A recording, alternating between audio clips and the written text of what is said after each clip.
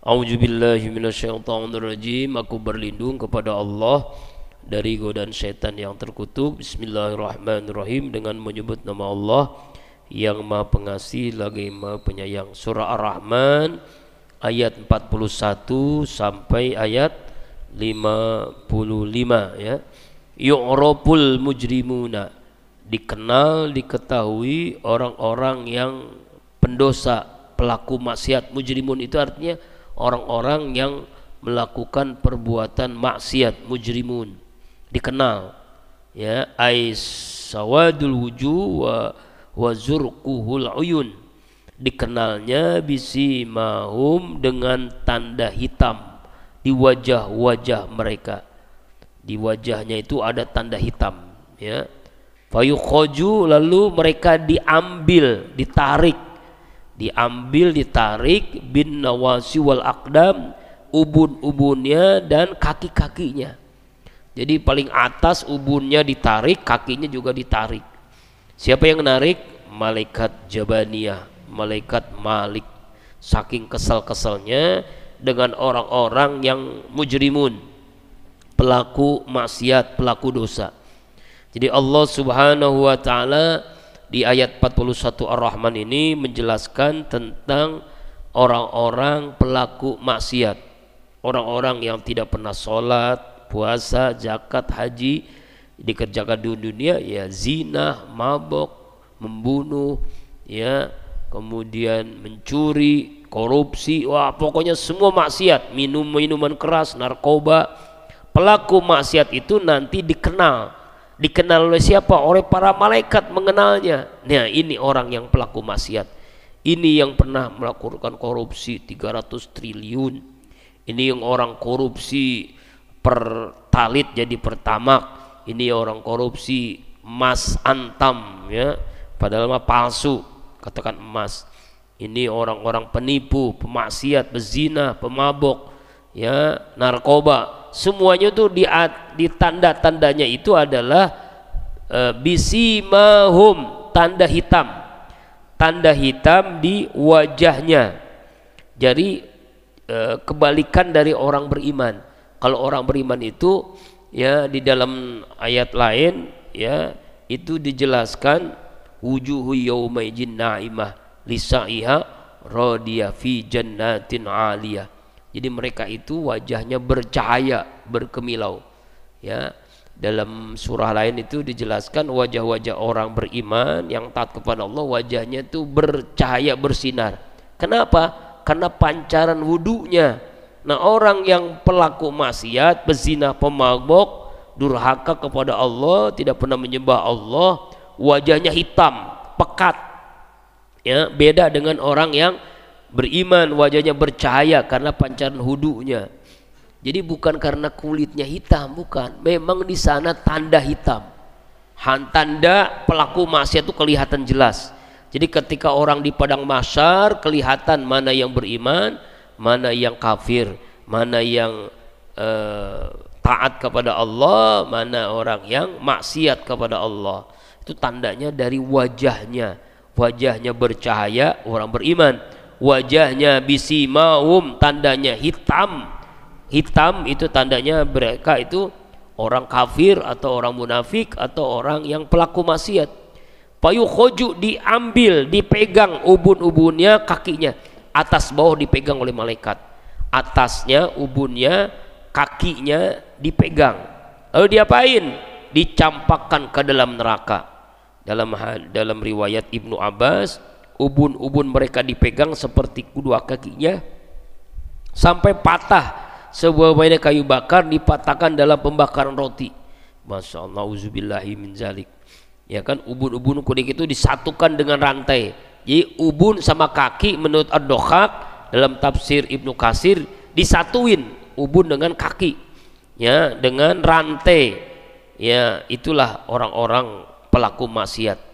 Jadi satu kaki dan punggungnya tuh dililitkan dengan rantai yang sangat kuat ya, dipegang ubun-ubunnya dan kakinya dimasukkan ke dalam neraka jahanam.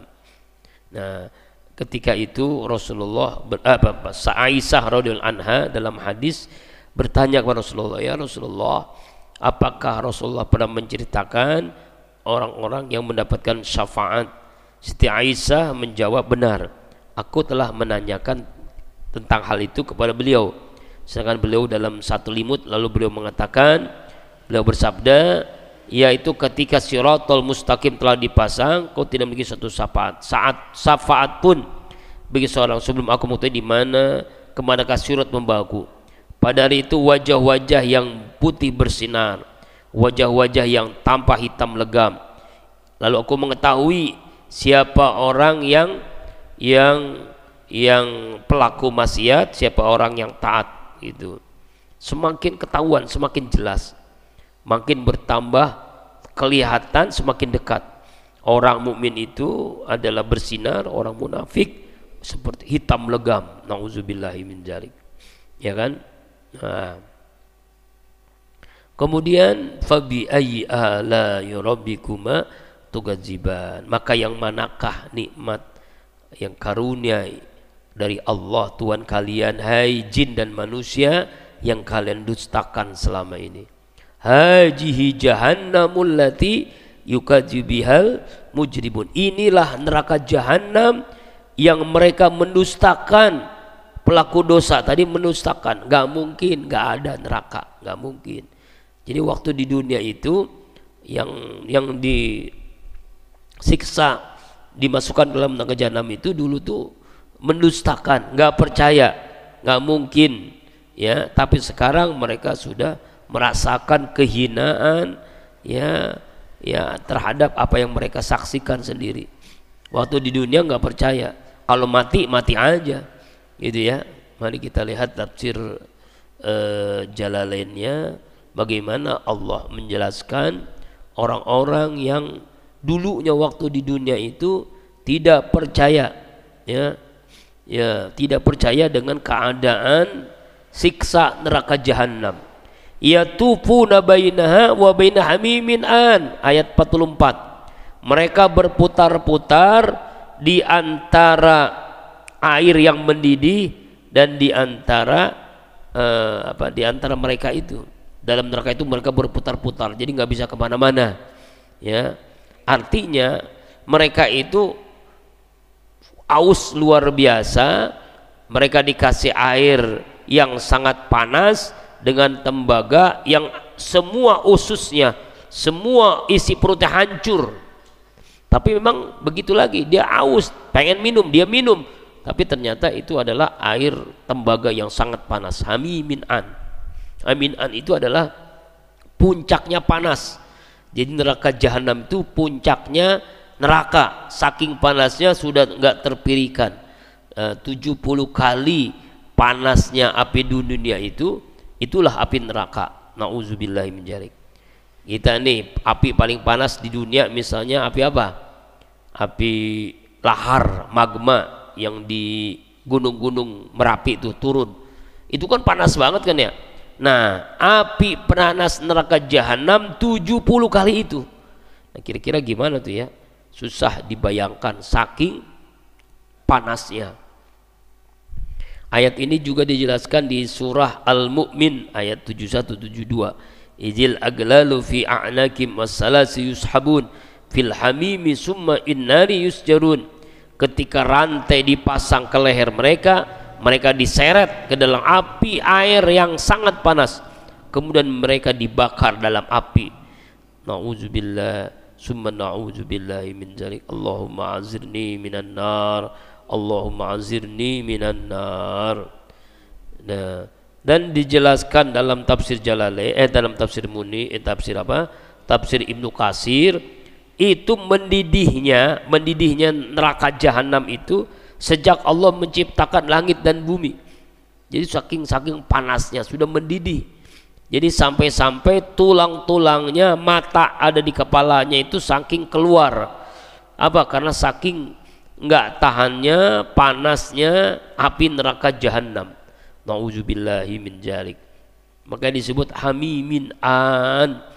Hamimin an itu artinya air yang sangat panas yang disediakan untuk ahlun nar, penduduk api neraka jahanam.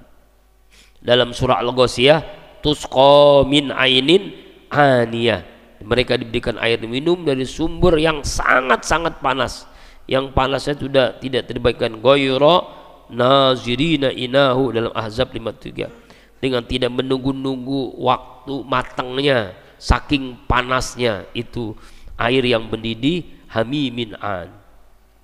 Fabi ayyi ala'i rabbikuma tukazziban, nikmat Tuhan kamu yang manakah yang kamu dustakan hai manusia dan jin. Allah telah memberikan segala-galanya tapi masih juga maksiat kepada Allah subhanahu wa ta'ala. Waliman khafa maqama rabbi jannatan.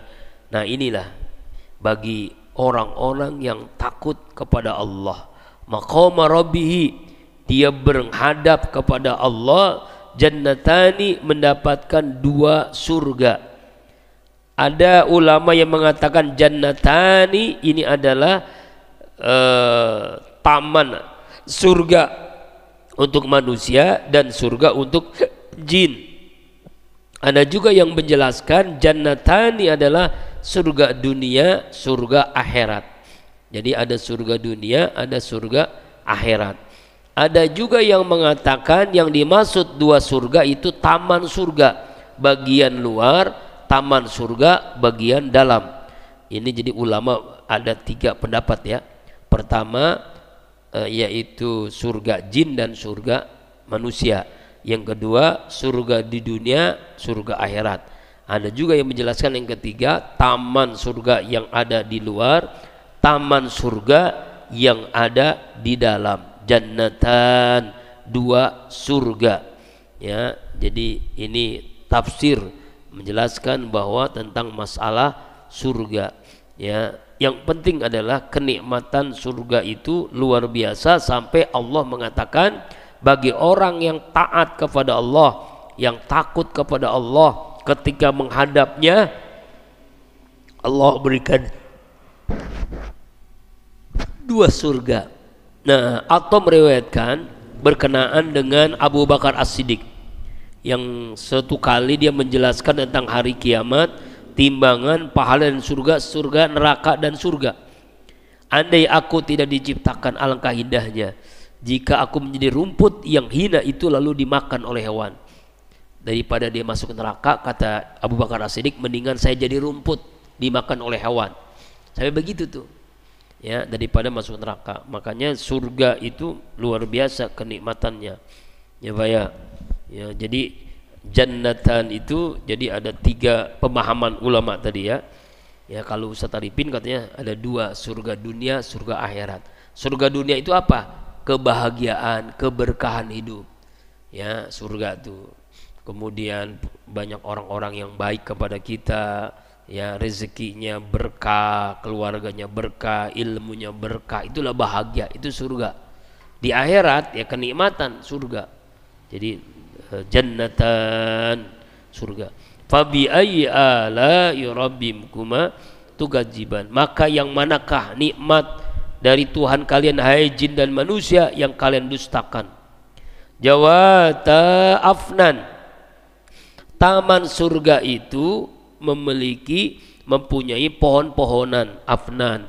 Afnan itu adalah pohon-pohon dan buah-buahan, yaitu dahan-dahannya hijau dan makanannya, buah-buahan itu sudah siap untuk dimakan, artinya sudah siap dikonsumsi. Saking nikmatnya makanan surga, nggak ada yang mentah, nggak ada yang pentil, nggak ada yang nunggu panen dulu, nggak ada.